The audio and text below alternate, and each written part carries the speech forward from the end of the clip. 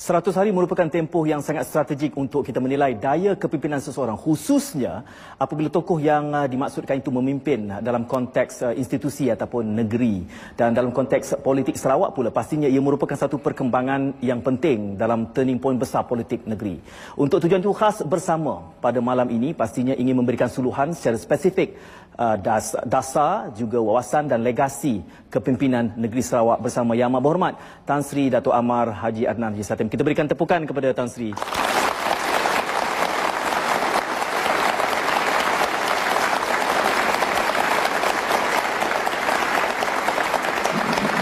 Assalamualaikum Tan Sri. Waalaikumsalam. Moga Tan Sri sihat pada malam ini ya. Oh, sekarang dah sihat. Alhamdulillah. Tadi kita sempat berbincang tentang sukan. Jadi mungkin kita akan berbincang lebih lanjut seketika nanti. Tapi Tan Sri, kami menyediakan bingkisan ini untuk kita jadikan sebagai pembuka tirai khas bersama. Jadi kita ikuti bingkisan ini.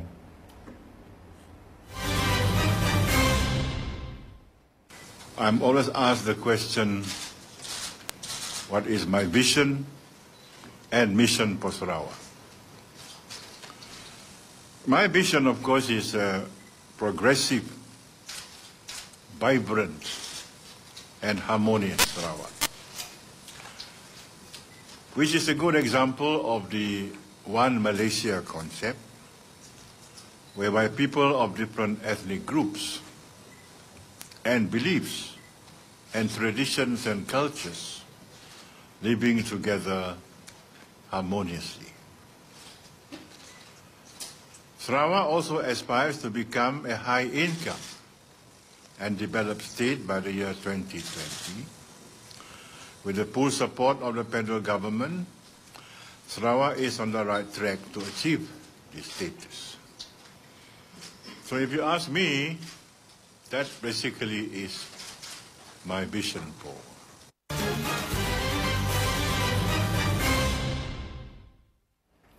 Itu petikan daripada Tan Sri bersama media pada pagi tadi. Dan pada malam ini kita bersiaran langsung pula untuk memperdalam, memperhalusi mungkin beberapa sektor dari konteks legasi kepimpinan, dasar dan wawasan. Tapi sebelum itu Tan Sri, saya ingin mewar-warkan kepada penonton khas bersama dibawakan secara langsung dari Auditorium P. Ramlee RTM Kuching.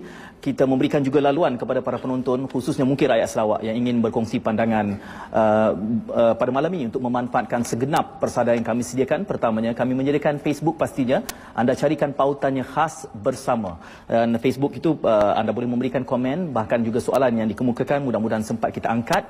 Selain daripada Twitter, juga kami sediakan caranya anda typekan hashtag CM Adnan ADENAN dan mudah-mudahan sempat juga kami angkat, dan talian akan kami buka nanti 082-250-475. Saya ulangi, 082-250-475. Kita bersama Yang Amat Berhormat Tan Sri Dato' Amar Haji Adnan Haji Satim. Talian yang disediakan akan dibuka sekitar 12 minit daripada sekarang. Jadi Tan Sri, ada banyak yang mungkin dalam kesempatan ini boleh kita berikan penegasan, menegaskan semula dan meluruskan pandangan khususnya kepada khalayak rakyat negeri Sarawak dan Malaysia seluruhnya untuk memahami 100 hari yang berlangsung ini.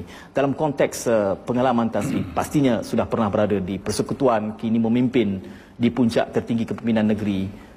Apa yang boleh dikongsikan dalam tempoh 100 hari ini Tan Sri? Dari segi pribadi, memanglah menjadi impian siapa saja yang nak menceburi diri dalam politik di Sarawak. Impian mereka ialah satu hari nanti menjadi Ketua Menteri Negeri Sarawak, Menteri dan sebagainya. Ini termasuk saya sendiri. Saya telah berkecimpung dalam politik, saya ingat semenjak tahun 78, 30 lebih tahun dulu. Mula-mula jadi adun Moratuang tahun 78. Dan sudah 10 kali dipilih. 7 kali di Moratuang, sekali di Batang Sadung, dan 2 kali di Tanjung Datuk. Tapi ada masanya setahun dulu, apabila saya jatuh sakit, sakit jantung, turun naik hospital, Norma Medical Center, IJN, Mount E di Singapura. Perintah dalam pemikiran tak usahlah. Bagus kita bersara saja. Umur dah 70. Jadi kita sakit tak ada guna kepada siapa pun. Kita menjadi bebanan kepada orang lain. So I was ready to give up lah, to retire. In fact, kita madah dengan Ketua Menteri pada masa ya. Nak ibu aku lagi, aku nak berhenti je udah lah. Okey. Tak ramai orang boleh bercakap begitu. Ya. Tapi mungkin kita orang Sarawak kita tahulah. Okay.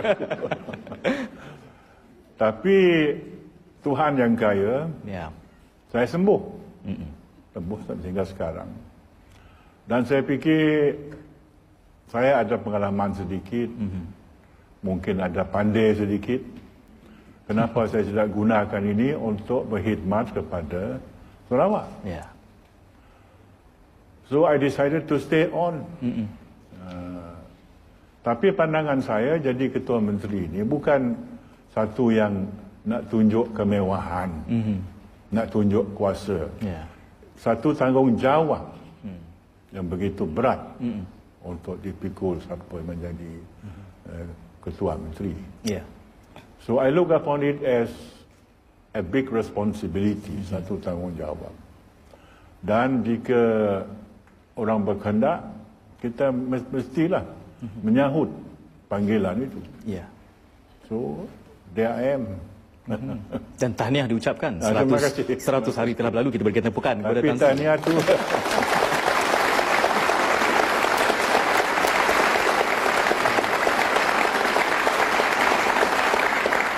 terima kasihlah tahniah. Tapi tahniah itu dah basi. Dah 3 bulan lebih. Tahniah kerana boleh bertahan. Tahniah bagus saja. Dalam latar belakang yang sebegitu menarik, kerana Tan Sri pernah mengambil keputusan untuk tidak meneruskan sebabkan kesihatan. Dan Alhamdulillah dikurniakan kesihatan. Dan saya menganggap Tan Sri seorang yang cukup masak dalam pentas politik ini, pernah berada di persekutuan, kini memimpin di puncak kepimpinan negeri. Kalau itu pemikiran orang. Tapi pembangkang tidak setuju. Namanya pun pembangkang, Tan Sri. Jadi pastilah bangkangan itu akan sentiasa datang. Cuma Tan Sri, kalau boleh Tan Sri mendefinisikan atau menggambarkan gaya kepimpinan Tan Sri dalam latar belakang politik yang saya anggap masak dan matang itu, bagaimana Tan Sri mendeskripsikan cara gaya kepimpinan Tan Sri? Tak ada nilai yang istimewa, gaya yang istimewa. Kalau kita nak pimpin orang, pimpinlah. Pimpin dari hadapan. Jangan pimpin dari belakang. Ada yang memimpin dari belakang. Jadi dan pimpin dengan terus terang, dengan kejujuran. Kalau kita salah, kata salah. Kalau betul, kita betul. Jadi mesti ada tanggungjawab mendengar pendapatan orang lain. Sometimes I act as chairman. Macam pengerusi jawatan kuasa. Kita biarlah ahli-ahli jawatan kuasa itu memberi pandangan mereka masing-masing. Akhirnya chairman juga yang golongkan. Jadi, tapi sebelum memberi keputusan, saya selalu nak dengar dengan teliti apa kata oleh ahli-ahli jawatan kuasa itu. Dan kedua, kita mesti ada satu visi. Kita mesti beritahu kepada pengikut kita di manakah arah kita nak pergi. What is your sense of direction? Where are you taking us? Jadi kalau pemimpin ni dari perkataan memimpin ataupun pengulu atau kita di situ. Ngulu orang lah. Jadi bila ngulu orang, kita mesti di depan. Saya dah ngulu orang dari belakang. Jadi sikap saya lah. Very simple, very simple. Nothing special about it. Tan Sri, ada yang menggambarkan bahawa ini eranya untuk politik matang negeri Sarawak. Oh memang. Kalau banding 40 tahun dulu dengan sekarang, suasana politik memanglah tak sama. Dulu 40 tahun dulu rakyat tidak berkehendak banyak. Dia syukur dengan apa saja yang ada. Saya ingat dulu bila ngikut 30 tahun, 40 tahun dulu, ngikut Pehin Sri Taib, TYT sekarang, Kalau dia di surau ke, di balai raya ke, di kampung, kata kita luluskan projek 5,000 untuk surau ini. Arum bulaknya rebuk suruh. Okay. Saya harap saya faham itu Tan Sri. Turun atap, dinding semua turun. Hanya merapat suka hati. Tapi sekarang, kalau kita kata luluskan 50,000, baguslah. Apa lagi? Jadi, tak ada orang sorak begitu. Ini mencerminkan revolution of rising expectation. Rakyat kena mau lagi lebih daripada dahulu. Dan isu-isu sekarang macam-macam isu lah. Dulu isu very simple. Adakah jalan raya, adakah elektrik, adakah paip. Mari hari minta uang. Jadi mungkin kita nak beri, habis cerita lah. Saya ada lagi. Apa namanya, banyak cerita human right ke apa ke, saya ada lagi. Tapi kena itu macam-macam lah. Karena apa nama, rakyat kita dah pandai. Ada growing middle class. Semua kemudahan ini dah ada. Dia minta yang lain lagi lah. Tan Sri menyebutkan istilah managing expectation. Itu istilah yang managing expectation. Dalam konteks ini Tan Sri juga menyebut tadi soal keluasan, flexibility Tan Sri. Justru Tan Sri memulakan dalam tempoh 100 hari kepimpinan Tan Sri ini dengan mengadakan dialog dengan pihak pembangkang. Jadi apa dapatan daripada dialog itu? Apakah jika kita tak sama pemikiran, ada perselisihan faham antara dengan orang itu, bukan arti orang itu musuh. Bukan arti dia musuh. Saya kira itu satu prinsip yang cukup besar. Pendapatan dia berlainan pada kita. Jangan anggap dia musuh. Dan janganlah tak mau bercakap dengan dia. Mungkin dia ada idea yang manasabah, dapat kita ikut. Mungkin tiada. Tapi pembangkang yang ada sekarang banyaknya idea tak manasabah lah. Tapi mungkin kemungkinan ada manasabah. Jadi apa rugi kita kalau kita dengar hujah-hujah mereka? Kita tak rugi. Dan lagi saya terima kasihlah kepada parti pembangkang. Apabila saya lantik jadi ketua menteri, mereka pay courtesy call on me lah, macam orang lain juga. Dia tak boycott dan sebagainya. Jadi kita panggil lah, dengar apa mereka yang kata.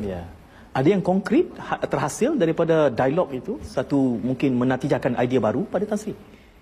Kadang-kadang kalau kita bergaduh dengan suara yang bengis, kita tak tahu apa orang tu kata. Tapi kalau kita cakap dengan lemah lembut, dengar, kita dua telinga satu mulut. Dia dengar dua kali lah belum kita cakap. Maybe there's something there. Konkret dia. Jadi kita harus lebih banyak mendengar ya. Ada gambaran juga apabila kalau boleh saya beralih segera kerana ini soalan yang saya kira panas, yang ramai mengusulkan saya untuk bertanya. Royalty lah tu. Tan Sri pun dah boleh jangka dah soalannya berkait itu. Kerana ini satu strategi yang bagi saya ada kebijaksanaan yang tinggi Tan Sri. Dahulunya didorong oleh pembangkang, tapi kini ketua menterinya sendiri yang sealiran dengan kerajaan pusat sendiri meminta 20% seperti yang dilaung-laungkan oleh pembangkang. Sekaligus ia diffuse semaraknya sokongan yang diterima berdasarkan ini satu strategi yang saya kira hikmah yang tinggi. Maksud saya ialah menambahkan lagi pendapatan dari industri gas dan minyak yang berada di negeri Sarawak. Jika kita berpeluk bulu saja nerima royalty 5%, itu tak cukup. Kita mengambil peranan lebih lagi. Kita beli equity kan dalam syarikat-syarikat tu. Kita dapat dividen setiap tahun.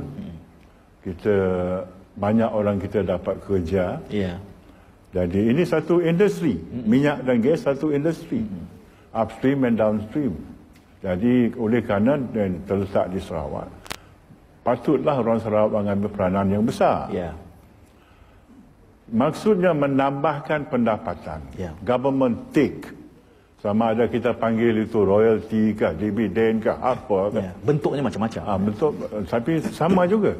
So, Dan oleh kerana kita kerajaan Barisan Nasional di Sarawak ini dan kerajaan Barisan Nasional di Kuala Lumpur, senang kita runding. Jadi kalau kita pembangkang, minta maaf lah. Sinya peduli untuk hal kita.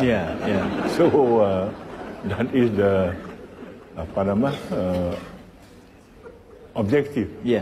Saya timbulkan perkara ini dengan Perdana Menteri tempoh hari. Syukur Alhamdulillah dia kata dia sedia menimbangkan perkara ini. Di situ kita boleh runding-runding lagi lah.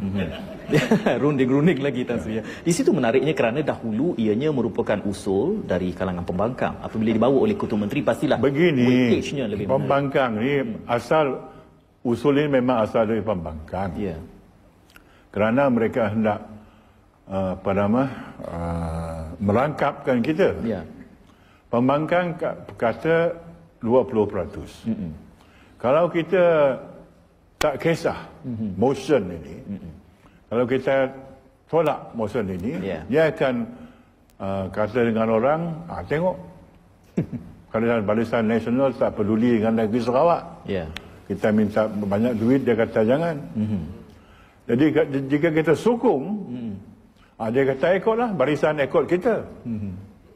So apa yang kita buat? Dia buat perangkap itu. Kita buat satu perangkap lagi. Sekarang ni mereka terperangkap. Jadi kita ambil usul itu dari katakan usul itu dari Barisan Nasional, bukan dari pembangkang. Jadi oleh kerana kita ada bilangan lebih, kita luluskan usul yang barisan tu kita bincang. Jadi begitu terpaksalah pembangkang sokong. Jadi mereka nak pasangkan perangkap, masuk perangkap sendiri. Itulah. Itu yang saya sifatkan sebagai hikmah tinggi itu kerana dia pandai lah. Yalah, Tan Sri pun memulakan tadi mungkin ada sedikit pandai. Nampaknya bukan sedikit, banyak pandainya Tan Sri. Tan Sri, kita akan berehat seketika dan ada banyak lagi persoalan yang akan menyusul selepas ini. Jangan ke mana-mana. Advertisement.